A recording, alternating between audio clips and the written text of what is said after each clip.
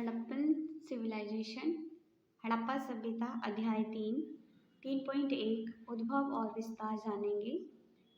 पुरातात्विक अवशेषों से पता चलता है कि हड़प्पा सभ्यता से पहले लोग छोटे छोटे गांवों में रहते थे। पुरातात्विक साक्ष्य वे होते हैं बेटा जो खुदाई में प्राप्त होते हैं। समय बीतने के साथ साथ छोटे कस्बे बने और इन कस्बों से हड़प्पा काल के दौरान पूर्व विकसित शहरों का विकास हुआ। पूर्व विकसित शहर मतलब पहले के जो विकसित छोटे छोटे कस्बे थे। कस्बे क्या होते हैं? गांवों से बड़े होते हैं और शहरों से छोटे होते हैं। उनसे ही फिर क्या होते हैं? कस्बे बाद में शहरों का रूप ले लेते हैं जब उनमें बहुत सारे लोग रहने लग जाते हैं। वास्तव में हड़प्पा काल की संपूर्ण अवधि को 3 चरणों में बांटा गया है। प्रारंभिक हड़प्पा काल 3500 ईसा पूर्व से लेकर 2600 ईसा पूर्व तक है। 3500 बेटा जो स्टार्टिंग हुआ है यहाँ पे, तो ये विकसित होने के क्या हुआ? धीरे धीरे ये शुरुआत हुई इसके विकास की। और 2600 ईसा पूर्व में जाकर इसने जो है अपना हाई पीक पकड़ लिया, विकसित होने मतलब बहुत अच्छी तरीके से विकसित हो गई है। इस काल की विशेषता का उल्लेख मिलता है इसके मिट्टी से बने ढांचों, प्रारंभिक व्यापार, कला और शिल्पों इत्यादि में। परिपक्व हड़प्पा काल, परिपक्व मतलब होता है बेटा एकदम मैच्योर या यूँ कहिए पूरी तरीके से विकसित हो गया था। ये 2600 ईसा पूर्व से लेकर 1900 ईसा पूर्व का समय है। इसमें हम देखते हैं बेटे भट्टे में पकी हुई ईंटों से घर बने हैं, वहाँ पर भली भांति शहर विकसित किए गए हैं। स्वदेशी और विदेशी व्यापार भी हो रहा था। जैसे खुदाई में मेसोपोटामिया की चीज़ें यहाँ मिल रही हैं, यहाँ की चीज़ें मेसोपोटामिया में मिल रही हैं। मेसोपोटामिया वर्तमान में कहाँ है? तो ये है बेटा इराक में। तो स्वदेशी और विदेशी व्यापार भी देखने को मिल रहा है और विविध प्रकार के शिल्प देखने को मिले। और उत्तर हड़प्पा काल है 1900 से लेकर 1400 ईसा पूर्व तक का।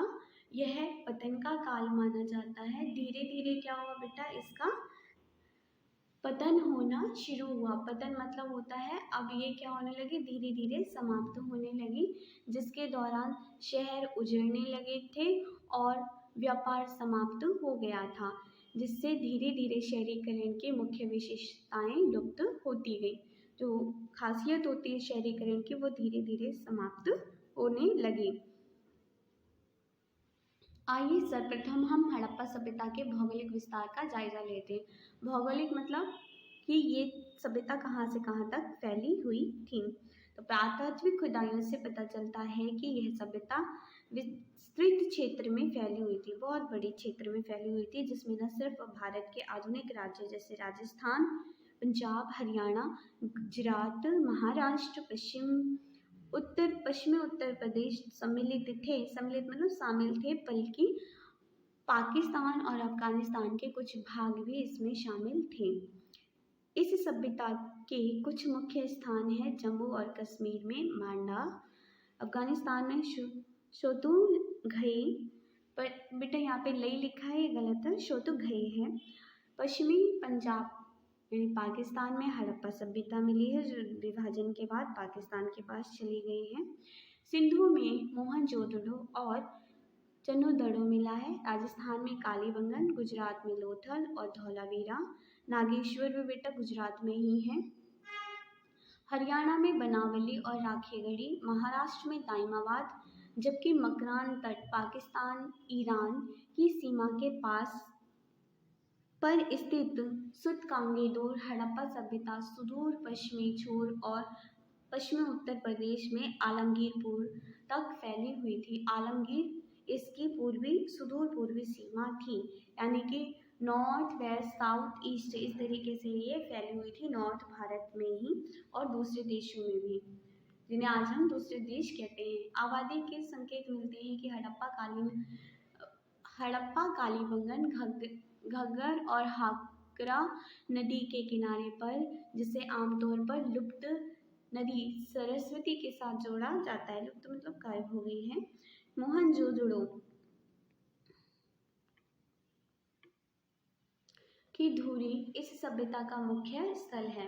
मोहनजोदड़ो भी बेटा क्या है, जिसको मोहनजोदड़ो को मृतकों का टीला कहा जाता है, क्योंकि यहाँ पर खुदाई में बहुत बड़े स्तर पर मानव कंकालों की अस्थियां मिली हैं और साइंटिस्ट ने रिसर्च करके पता लगाया है कि इनमें रेडिएशंस वगैरह भी अभी भी उपलब्ध हैं और इसीलिए इसको मृतकों का टीला भी कहते हैं, क्योंकि कंकाल मिले हैं। दूसरा ये मोहनजोदड़ो इसका प्रमुख स्थल है और अधिकांश आबादी इसी क्षेत्र में स्थित थी। स्थित मतलब रहती थी।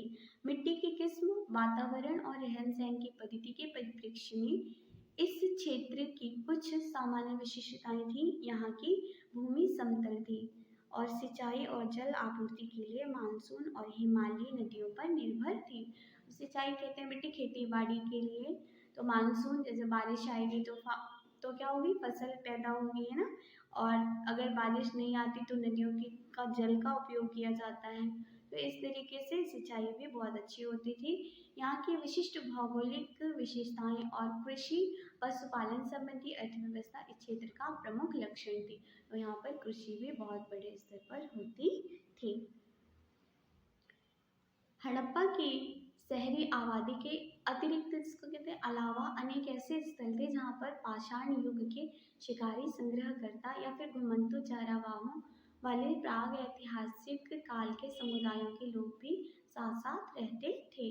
तो यहाँ पे बेटे आपको पता है जो जंगल वगैरह में जंगलों में रहते हैं, जिनको आज हम हिस्ट्री कहते हैं, वो लोग तब भी जंगलों में रहते थे, शिकार वगैरह करते थे और उन क्या करते थे, जब जंगलों से उत्पाद मिलते थे उनको ये शहरों में पहले तो उनको इकट्ठा करते थे, फिर उनको शहरों में, गाँव में, कस्बों में बेच देते थे, जिनसे उनको कुछ लाभ मिलता था।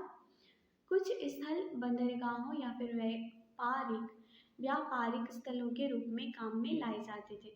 तो बंदरगाह जिसको पोर्ट कहते हैं, जहाँ पे बड़े बड़े जहाज आकर, समुद्री जहाज आकर रुकते हैं, माल चढ़ाते हैं, सामान को उतारते हैं, दूसरे देश ले जाते हैं, लाते हैं। तो जो बहुत बड़े बड़े आपने पिक्चर्स वगैरह में भी देखा होगा, तो जहाँ पे सामान उतारा जाता है, चढ़ाया जाता है बड़े बड़े समुद्री जहाजों में, उनको कहते हैं बंदरगाह, उस जगह को कहते हैं। या व्यापारिक स्थलों के रूप में भी कामों में लाए जाते थे। ध्यान देने की बात यह है कि शहरीकरण को निर्धारित करने के प्रमुख कारक व्यापार, कर प्रणाली और लिपि इत्यादि थे। लिपि मतलब बेटे उनकी स्क्रिप्ट है जो अभी तक पढ़े नहीं जा सके हैं। टैक्स भी लेते थे और ये लोग व्यापार भी करते थे। शहरी सभ्यता कहलाई जाने के लिए हड़प्पा सभ्यता इन सभी मानकों पर खरी उतरी है। तो किसी क्षेत्र को हम क्या शहर कब कहेंगे, जब वहाँ पे सारी सुविधाएं उपलब्ध होती हैं जो हमें चाहिए होती हैं, बेसिक नीड वही है। कुछ प्रश्न हैं, इनके उत्तर आप कमेंट में मुझे भेजें।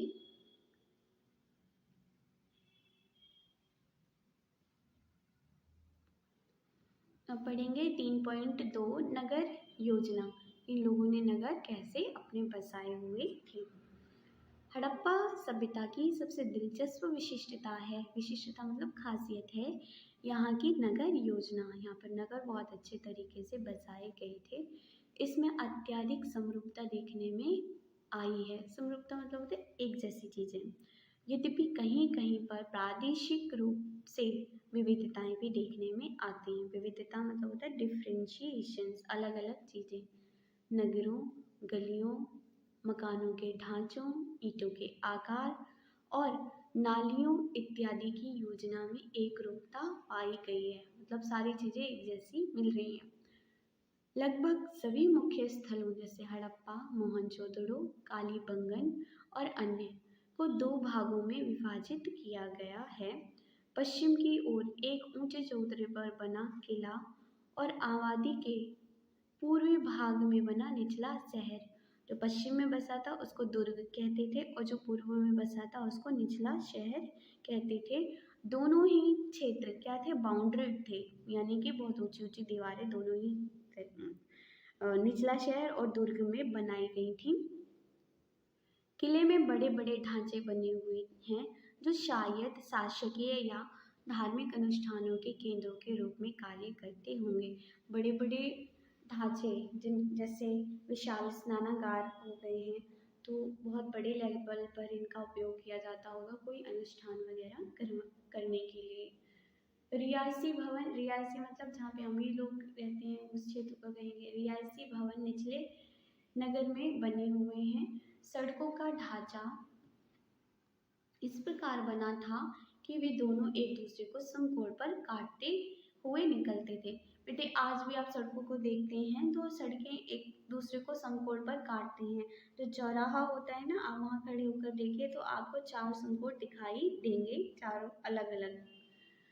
इनसे शहर अनेक रियासी खंडों में बंट जाता है। मुख्य वर्ग को छोटी गलियों के साथ जोड़ा गया है। जो मुख्य मार्ग होता था उसको छोटी छोटी गलियों के साथ जोड़ दिया जाता था। यानी जैसे अभी भी देखते हैं आप, छोटी छोटी पतली पतली गलियां होती हैं, वो एक चौड़ी गली से मिली होती है ना, वैसे ही घरों के द्वार मुख्य मार्गों पर न होकर इनकी सकरी गलियों में खुलते थे। सकरी मतलब तो छोटी सी पतली सी गलियों की तरफ खुलते थे। अधिकांश मकान भट्टी में पकी ईंटों से बने थे। जैसे आज हम लोगों के घर बनते हैं ना भट्टी में पकी लाल रंग की ईंटों से, वैसे ही तब भी बनते थे और आज भी बने हैं, आज भी बने हुए बेटे, इतिहासकारों को मिले तभी उन्होंने लिखा। बड़े घरों में कई कमरे होते थे जिसमें एक चौकोर आंगन भी होता था।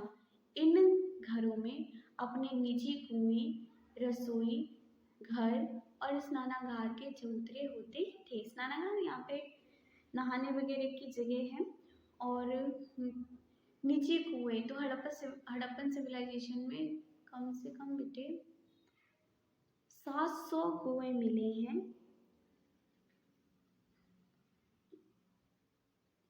घरों के आकार में अंतर से ये संकेत मिलता है कि धनी लोग बड़े घरों में रहते थे और एक कमरे के घरों या बैरकों में संभवतः समाज के निर्धन वर्ग के लोग रहते होंगे। हड़प्पा काल के लोगों की जल निकासी व्यवस्था बहुत व्यवस्थित और विकसित थी, जिसे ग्रिड प्रणाली के नाम से जाना जाता है। जिसे हर घर में नालियां थी, आज भी होती है ना, इसको अज्यूम करिए, जो गली की नाली से जाकर मिलती थी। और ये नालियां ईंटों से बने नर मुखों यानी मेन होल्स पर पत्थर की सिल्लियों से ढकी होती थीं, जिन्हें सफाई के लिए हटाया जाता था, जिन्हें नियमित अंतराल पर गलियों के किनारे बनाया गया था।